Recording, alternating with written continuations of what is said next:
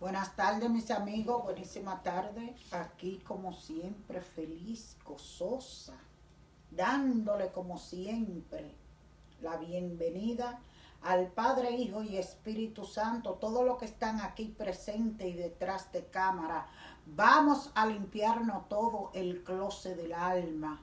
Vamos a pedirle al Padre, Hijo y Espíritu Santo que tenga misericordia de todos nosotros y que seamos liberados. Bienvenido Padre, Hijo y Espíritu Santo. Amén. Amén y amén. Vamos a buscar a Mateo 20, 17, 28. Mateo 20, 17, 28. Amén. Y la palabra se lee en el nombre del Padre, del Hijo, del Espíritu Santo. Amén. Amén. Subiendo Jesús a Jerusalén, tomó a sus 12 discípulos aparte en el camino y les dijo: He aquí, subimos a Jerusalén y el Hijo del Hombre será entregado a los principales sacerdotes y a los escribas y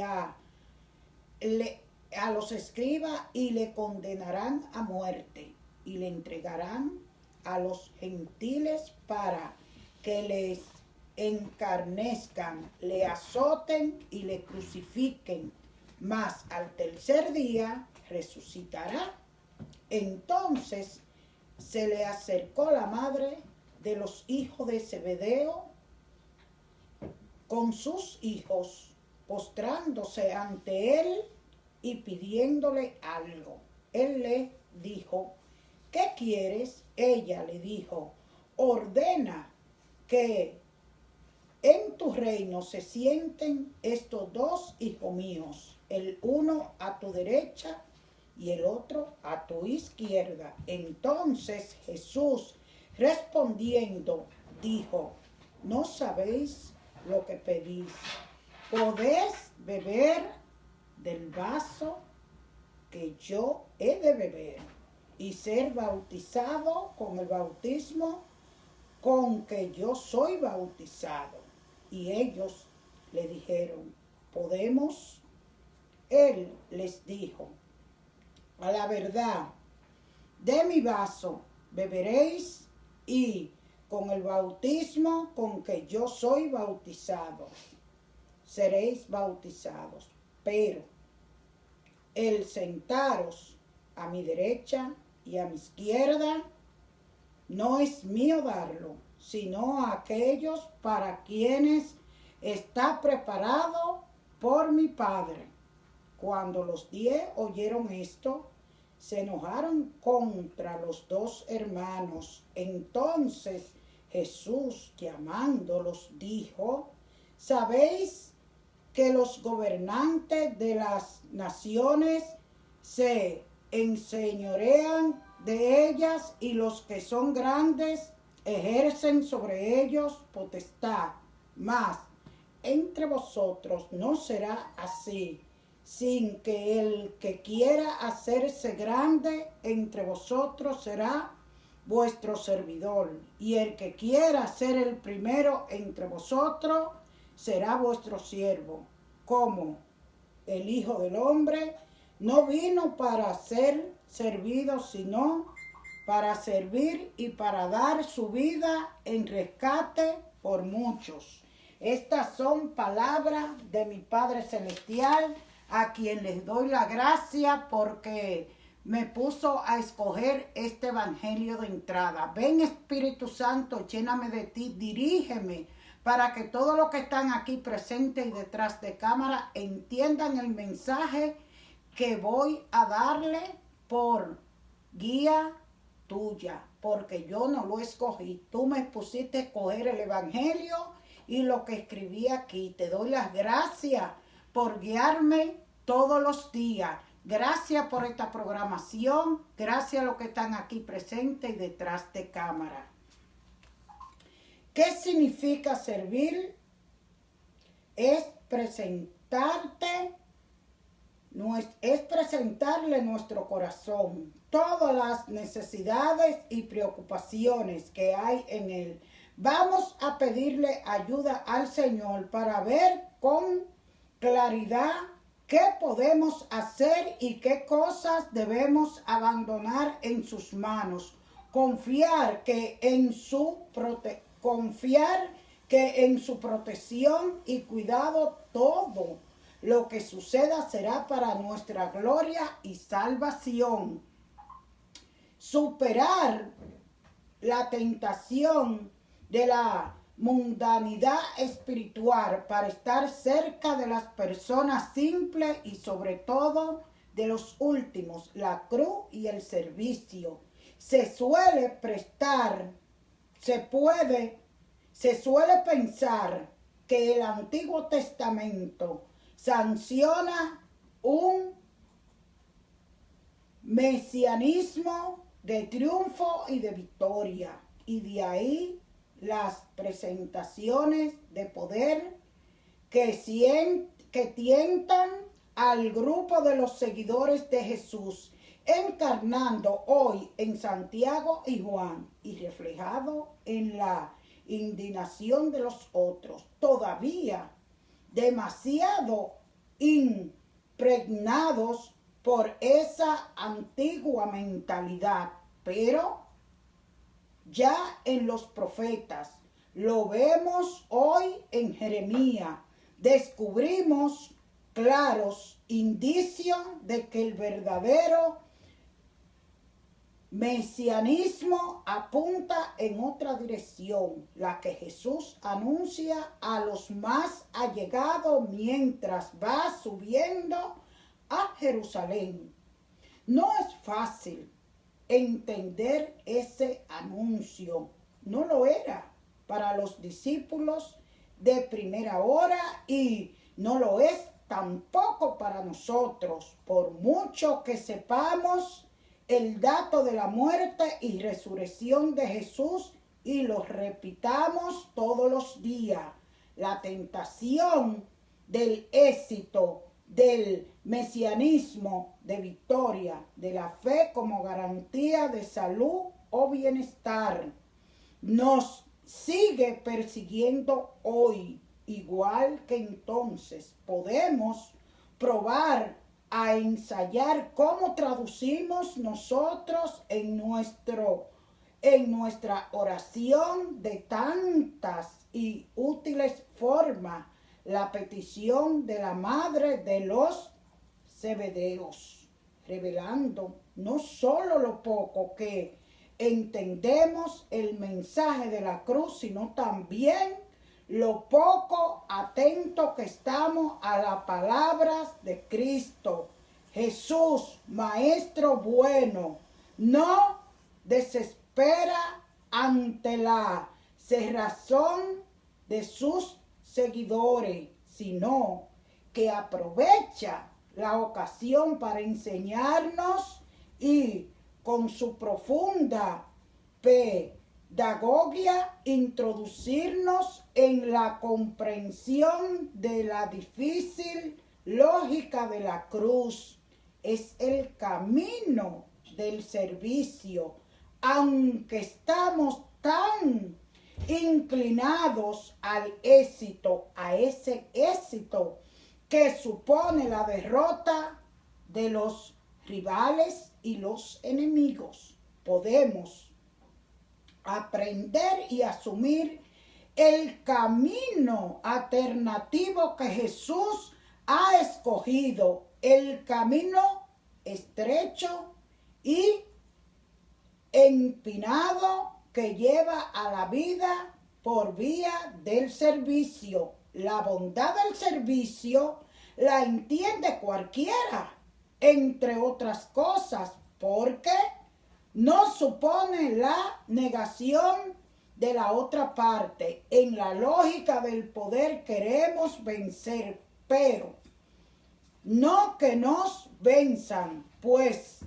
si uno vence, alguno tiene que salir derrotado. En la lógica del servicio, nos gusta que nos sirvan, sí, pero también podemos servir haciendo a los demás lo que queremos para nosotros. Por eso, por esa vía tan sencilla y humana podemos ir aprendiendo el camino de la cruz al que nos invita Jesús, que no ha venido a ser servido, sino a servir y a dar su vida como rescate por muchos. Servir, ¿qué significa servir? Servir significa acoger a la persona que llega con atención. Significa inclinarse hacia los necesitados y tenderles las manos, sin cálculo, sin temor, con ternura y con comprensión, como se inclinó Jesús para lavar los pies de los apóstoles. Servir significa trabajar al lado de los demás necesitados, establecer con ellos sobre todo relaciones humanas, de cercanía, vínculos de solidaridad. Solidaridad, estas palabras que espanta al mundo más desarrollado. Tratan de no pronunciarla. Es así una grosería para muchos. Es una grosería para muchos, pero es nuestras palabras. Servir significa reconocer y acoger las peticiones de justicia, de esperanza y buscar juntos caminos, vías concretas de liberación. Para toda la iglesia es importante que la acogida del pobre y la promoción de la justicia no sean confiadas solo a especialistas, sino que sean una atención de toda la pastoral, de la formación de los futuros, lo cual le sirven al Señor, del compromiso moral de todas las iglesias, los movimientos y las agregaciones al invitar a las congregaciones a no mantener los espacios vacíos, el cual necesitamos para tanto desamparado. Es en particular a los institutos religiosos en donde podemos enseñar a leer seriamente y con responsabilidad este signo de los tiempos para que puedan comprender la Biblia, o sea, dar curso bíblico. El Señor llama a vivir con valentía y generosidad la acogida en las comunidades, en las casas, en cualquier lugar en donde podamos reunirnos. Claro, no es fácil la responsabilidad, pero también se requiere valentía. Hacemos muchos, pero tal vez hemos sido llamados a hacer más, acogiendo y compartiendo con decisión lo que la provincia nos ha dado para servir, superar la tentación de la mundanidad espiritual para estar cerca de las personas simples y sobre todo de los últimos. Necesitamos comunidades solidarias que vivan el amor de manera concreta, cada día aquí y en otros centros. Muchas personas, principalmente jóvenes, se ponen en fila por una comida caliente. Estas personas nos recuerdan los sufrimientos y los dramas de la humanidad, pero esa fila también nos dice que es posible hacer algo ahora.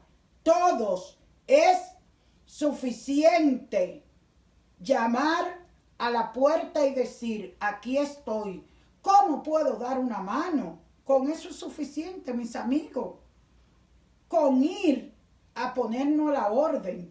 Este es un periodo especial en que nos preparamos para contemplar la paradoja divina más grande, el amor infinito de Dios que muere para darnos la vida. En el Evangelio se nos presenta otra paradoja. Para ser grande no tenemos que hacer pequeño. Jesús nos enseña que no es grande la persona que aparenta grandeza, sino la que en su pequeñez se da cuenta de que puede hacer el bien a los demás. La persona que es humilde, la humildad, sin embargo, no está muy de moda hoy en día, porque a veces no entendemos lo que es esta virtud.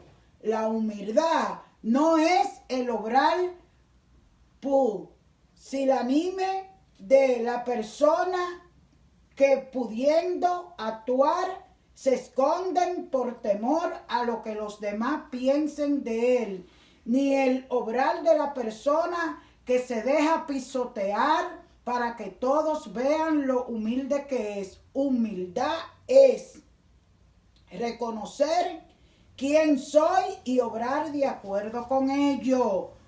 Por eso decía Santa Teresa, la humildad es la verdad.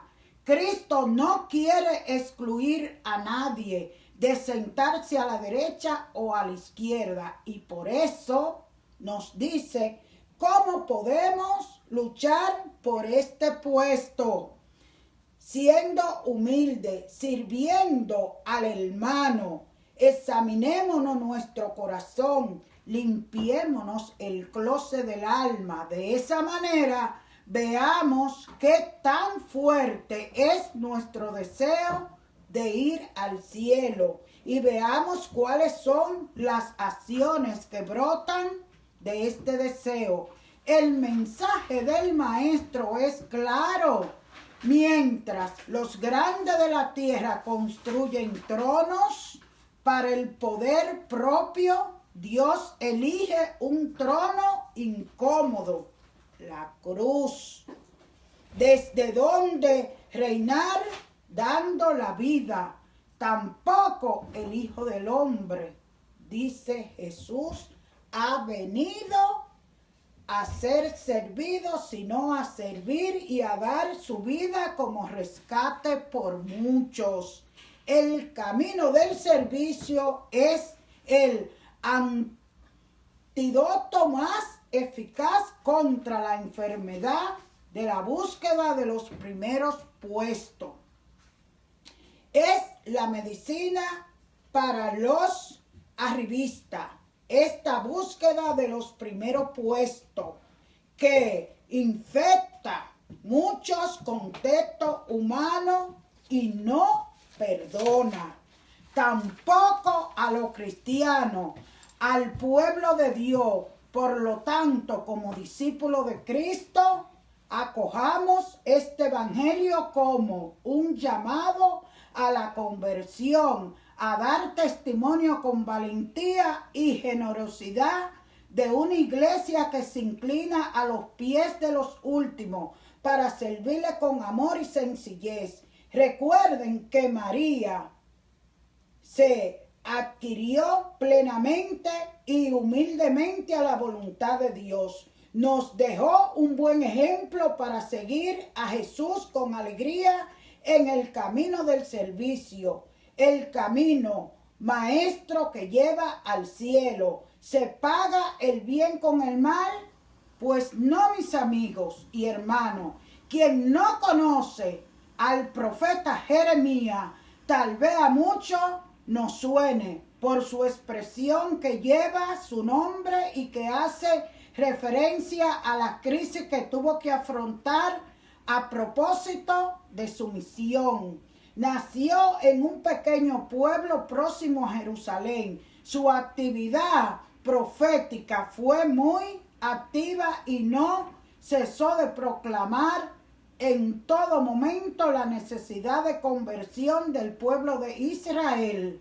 El contenido de su proclamación, oráculo de castigo, amenaza, destrucción, pero también de esperanza y salvación, fue precisamente la causa por lo que el profeta sufrió: persecución, tortura, cárcel y casi la muerte.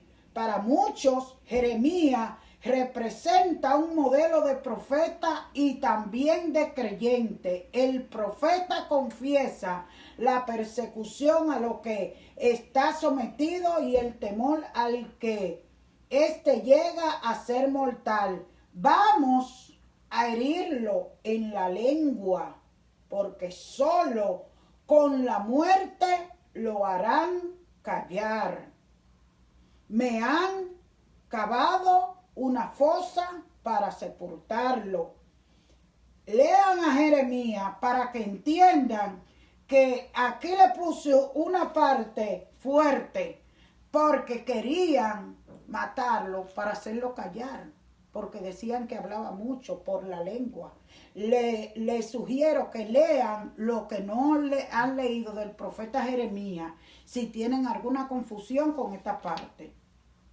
Sus enemigos creen que cuando Jeremías desaparezca, no le faltará ni el consejo ni el oráculo de otro profeta que mire por sus intereses y no les anuncie palabra de cambio y conversión. Ellos quieren silenciar esa lengua que denuncia y no comprende que es voz que intercede a su favor. El profeta se dirige a Dios para recordarle que ha anunciado su palabra, que se ha puesto a su servicio y ha intercedido por sus enemigos para que él aparte su ira de ellos, y ahora estos reclaman su vida. Por eso le pregunto, ¿es que se paga bien con males? Pregunta que nos hace pensar y reflexionar en este tiempo donde se nos exhorta a vivir un momento de cambio y transformación interior. Hacer el bien implica un itinerario desde nuestro corazón al corazón de Jesús, el único que puede responder a esta cuestión, puesto que Él pasó haciendo el bien para que los males que podamos recibir se transformen en vida renovada, en vida entregada a favor del ser humano. A modo de plegaria, Jeremías suplica a Jahve desde una confianza plena en aquel que le envió a proclamar su palabra. Hazme caso, Señor, no sabéis lo que pedís. El Evangelio de Mateo comienza el anuncio de pasión que el Señor dirige expresamente a los 12. Jesús nos escatima en detalle y expresa claramente lo que le va a ocurrir en Jerusalén. Le entregarán a los sumos sacerdotes y a los escribas, le condenarán a muerte, lo entregarán a los gentiles para que se burlen de él, lo azoten y lo crucifiquen, pero resucitará al tercer día. Nadie se dice sobre la respuesta de los 12, ni si ellos entendieron la palabra de Jesús o por el contrario, no llegan a comprender su significado. El relato siguiente nos saca de dudas una petición extraña nos indica que los discípulos de Jesús todavía le queda un largo camino para conocer al Maestro. En el relato de Marcos con los zebedeos, los que se dirigen directamente a Jesús con la petición de ocupar un puesto a su derecha y a su izquierda en el reino. Mateo, para mejorar la imagen de los discípulos, pone la petición en boca de su madre. Está claro que los discípulos lo han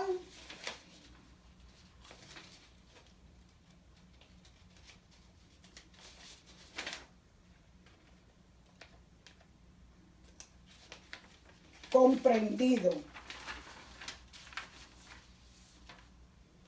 El mesianismo de Jesús. Jesús, Mesías, ha traído un reino nuevo, un proyecto de vida que pasa por la muerte y la resurrección. Y esa es la invitación que hace a sus discípulos. ¿Podés beber el cáliz que yo he de beber? La respuesta por parte de los hermanos continúa evidenciando su incomprensión. Podemos asumir el proyecto liberador de Cristo. Supone no cuentan de aquellos, supone no cuenta de los que no cuentan de aquellos que han perdido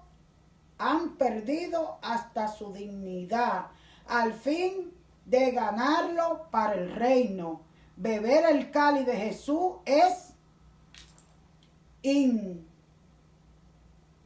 incoherente a la condición de discípulo. Tenerlo primero puesto en el reino de los cielos es cosa del Padre, quien no se rige por nuestra categoría humana de primero y último.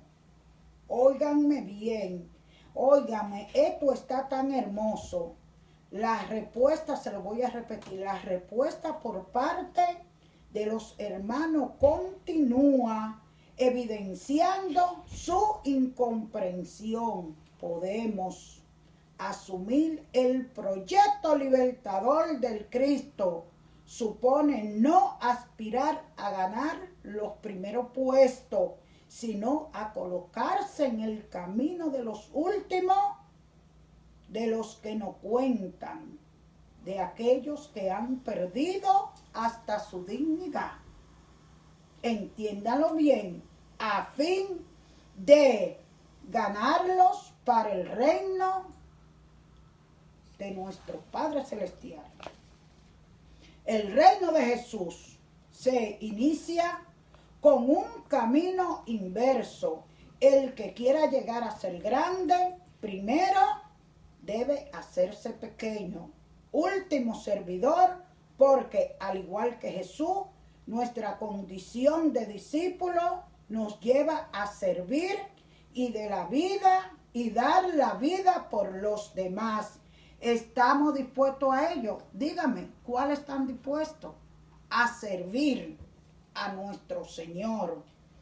Así que para despedirnos vamos todos a pedirle al Señor que nos enseñe a seguir el camino de su voluntad y a buscarle con todo el anhelo de nuestro corazón para que alcanzando la meta de la experiencia de su amor, transmitirla a nuestros hermanos con alegría, llevarle paz de su presencia, que la contemplación y escucha de su palabra fortalezcan en nuestra alma la fe, la esperanza y el amor, para que seamos buenos obreros del Padre, quien nos ha regalado el don de ayudar a los demás, a servir a los demás y a llevarle las buenas nuevas al mundo. Nos envió a llevar el evangelio, no a llevar religión, porque ninguna religión salva, el único que salva es Cristo. Vamos a llevar la buena nueva, sin raza, religión ni origen. Nos vemos la próxima semana, Dios mediante, y recuerden que la sangre de Cristo tiene poder.